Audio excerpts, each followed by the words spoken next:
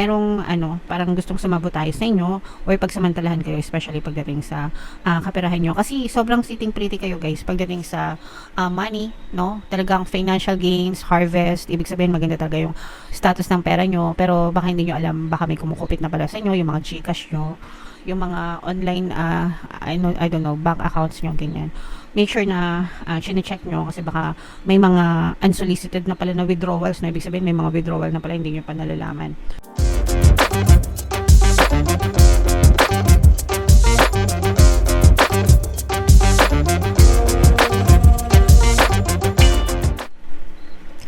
Hello guys, hello mga kapiksi, Happy New Year, Happy 2025 sa inyong lahat. Ang pamagat ng episode natin for tonight is New Moon Kapalaran para ngayong January, December to January para sa Aquarius, Sun, Moon, Rising, Sign, and Venus.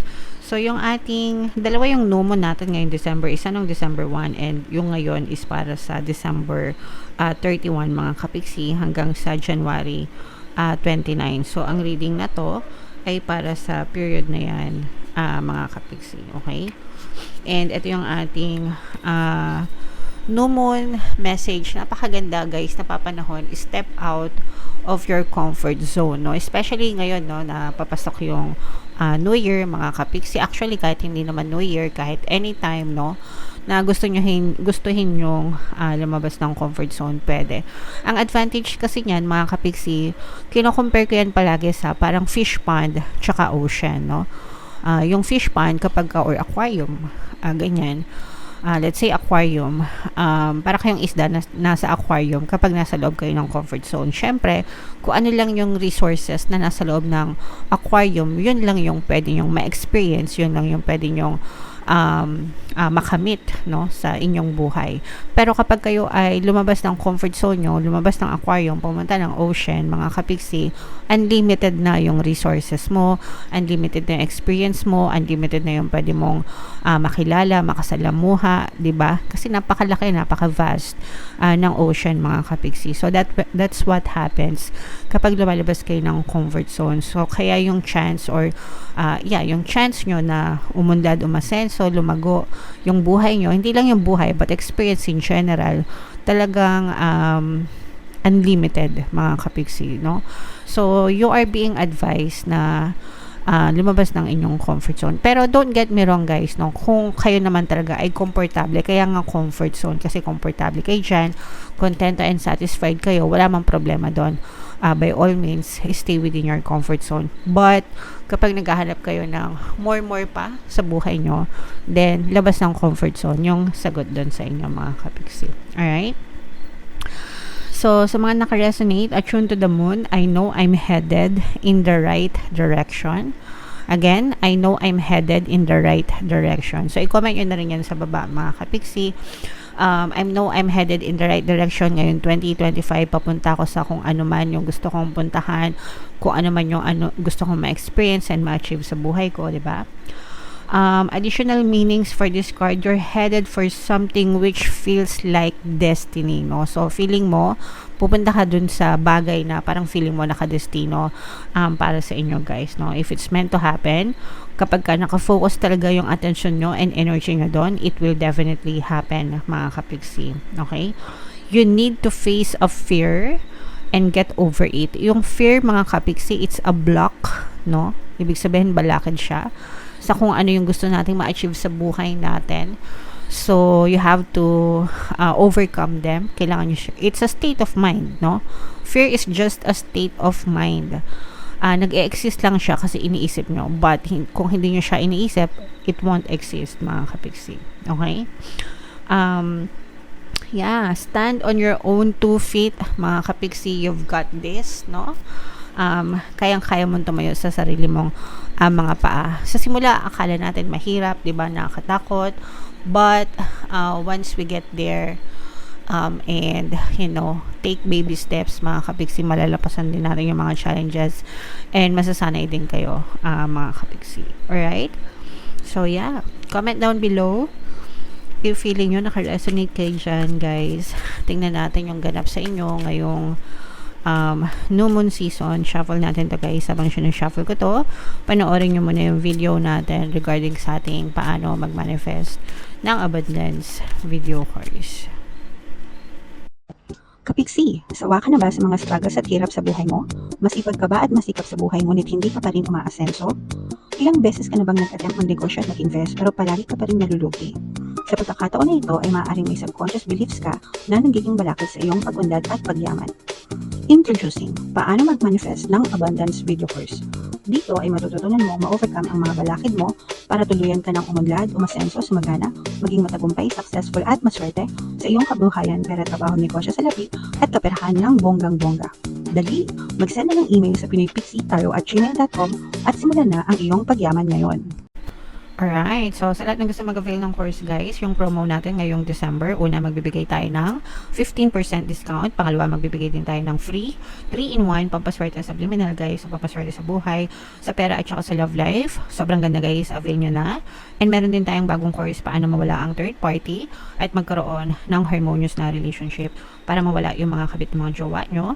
20% discount naman yan guys until December 31, kaya i-avail nyo na mga kapiksi, sobrang ganda. And very positive naman yung inyong spread guys, no? Aquarius kayo ay represent ng Queen of Swords. Ito yung ating moon energy. For some of you guys, maaari kayong nagkakaroon ng conflict or merong isang tao na nagkakos ng emotional pain nyo, pero magsusorry din ito sa inyo guys, no? Water sign energy, earth sign energy, Capricorn, Taurus, Virgo. So for some of you, pwedeng lover ito mga kapiksi or just anybody from your quantum bubble na parang nagbigay sa'yo ng konting sama ng loob guys, pero marirealize din agad nito kung ano yung nagawa niyang hindi maganda sa'yo, and this person will offer an apology. For some of you guys, baliktad naman, no? Parang feeling ko kayo yung nakagawa ng hindi maganda dito sa person na to, tapos kayo yung naapektuhan. So parang nakukonsensya kayo mga kapiksi.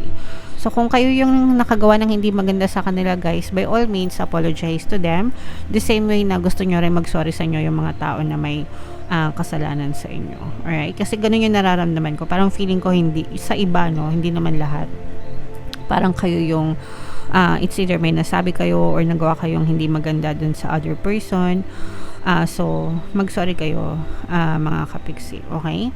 And, ito naman guys, angel number 666, i-check nyo yung ibig sabihin yan. Baka may additional na mensahe sa inyo ang inyong mga anghel gabay. Yung iba sa inyo guys, naghahanap kayo ng new opportunities pagdating sa kaperahan mga kapiksi. So, ito yung sinasabi natin na step out of your comfort zone. So, yung iba sa inyo nag-e-explore na talaga, no? Kahit hindi pa natin yung iba kahit hindi nyo pa naririnig itong message na to, parang feeling ko yung iba sa inyo nag-e-explore na talaga kayo ng mga bagong journey, ng mga bagong pwede nyong gawin labas ng inyong comfort zone para mas lalo pang umunlad at umasenso. Pero nandun nga yung fear mga kapiksi, okay? Parang nagdadalawang isip pa, nag-aalinlangan, may mga pag-aalinlangan pa kayo, so parang nag-hold back pa kayo. Kumbaga parang explore lang muna, pero parang wala pa kayong balak na magdesisyon anytime soon na talagang gawin nyo yun. And that's fine guys, no? Take your time, syempre. Hindi naman madali yung paglabas ng comfort zone. Hindi naman madali yung basta-basta ka na lang. Let's say for example, gusto mong lumipat ng trabaho, hindi naman ganun kadali na bigla ka na lang mag-resign and maghanap ng ibang trabaho. Unless matagal ka na talaga naghahanap, no? And may offer ka na talaga, edi mag-resign ka kung gusto mo, di ba? O kaya naman mag-resign ka tapos magnegosyo ka, 'di ba? Hindi rin naman ganoon kadali yung transition. So take your time guys, hanggang sa feeling mo comfortable ka na, hindi ka na kumbaga wala nang masyadong resistance, hindi na masyadong natatakot, okay? So take your time mga kapiksi. Alright? And maganda naman yung cash flow nyo mga kapiksi, ibig sabihin yung daloy ng pera. Even sa relationship guys, no, maganda din yung takbo ng relationship nyo, hindi lang sa specific person but also with other people. So panatilihin nyo lang yung pagkakaroon ng magandang relasyon guys with other people, kasi kayo din yung magbe-benefit dyan mga kapiksi. Very relaxed ang energy nyo guys pagdating sa kaperahan, even sa relationship guys, no? Okay. So, very relaxed yung energy nyo pagdating sa kaperahan, pero mag-ingat kayo guys. Kasi yung iba sa inyo guys, feeling ko may naiinggit, no? This is more of like naiinggit na energy, na parang gusto kayong ipahamak, gusto kayong pagnakawan, ganyan. So, medyo mag-ingat kayo sa mga kakilala, no? Definitely. Sa mga scammers kasi, sa mga strangers, automatic na yan na nag-iingat tayo. Pero sometimes, yung mga kakilala natin, sila pala yung mananamantala, no? Magsasamantala sa inyo. So, make sure na ingatan nyo guys, no? Yung mga, I don't know, transaction nyo or yung mga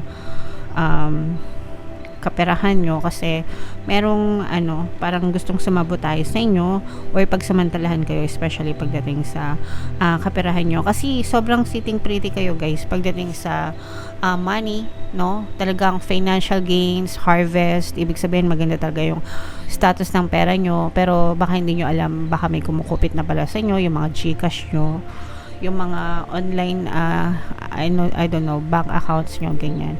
Make sure na chine-check nyo, kasi baka may mga unsolicited na pala na withdrawals, na ibig sabihin may mga withdrawal na pala hindi nyo pa nalalaman, yung mga ganun. So medyo mag-ingat lang din kayo, mga kapiksi. Sa relationship, nakikita natin na parang feeling nyo natutupad na yung wish nyo, no, na magkaroon ng harmonious na relationship sa partner nyo, mga kapiksi, no? Very harmonious, parang feeling nyo eto na yung the one para sa akin, wala na akong mahihiling pa sa person ko. So sobrang happy lang, guys. And kung hindi kayo naka-resonate, pwede nyo naman guys pakinggan yung mga pampaswerte subliminals natin, both sa pera at saka sa relationship. Marami tayong subliminals, mga katulong. Nagpo-post na ako ng mga success stories, pero kahit wala akong post guys, kahit basahin nyo na lang yung mga comments, sobrang positive na mga feedback sa subliminals, kaya pwede nyo rin yung pakinggan, mga kapiksi. Okay? So ito guys, i-mind nyo yan sa comment section. Mine, harmonious relationship, magandang relationship. Itong money na to guys, i-mind nyo yan, kasi talagang maganda yung daloy ng pera sa inyo, financial gains, harvest, yan yung mga money energy nyo, mga kapiksi. So, i-mind nyo na yan guys, sa comment section. Alright? Comment down below if feeling nyo naka-resonate kayo, Aquarius. Ito yung ating 2025 kapalaran. Ito naman yung ating success stories ng paano mag-manifest ng abundance video course. Click here to subscribe guys. Ito yung ating mga pampaswerte subliminals. Thank you for liking, sharing, and subscribing. See you next time. I love you all. Have a nice day. Bye-bye.